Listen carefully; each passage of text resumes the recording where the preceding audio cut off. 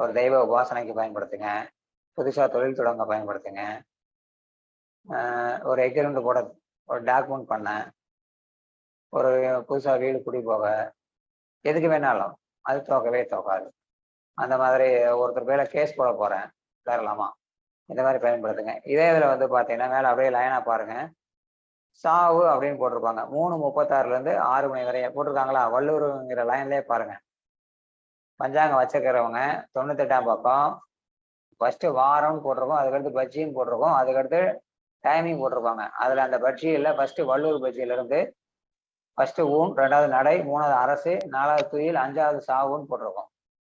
அந்த நேரத்துல நீங்க என்ன ட்ரை பண்ணாலும் அந்த 3:30லேருந்து 6 மணி வரைய 3:36லேருந்து 6 மணி வரைய அது தோல்வியவே தரும். உங்களுக்கு குரு திசையே நடக்கும். உச்சமான கிரகம், திக்பல கிரகம் எல்லாமே ஓகே. ஜாதகம் நல்லா வலுவா இருக்கு. இந்த நேரத்துல முயற்சி பண்ண அந்த ஒரே காரணத்தினால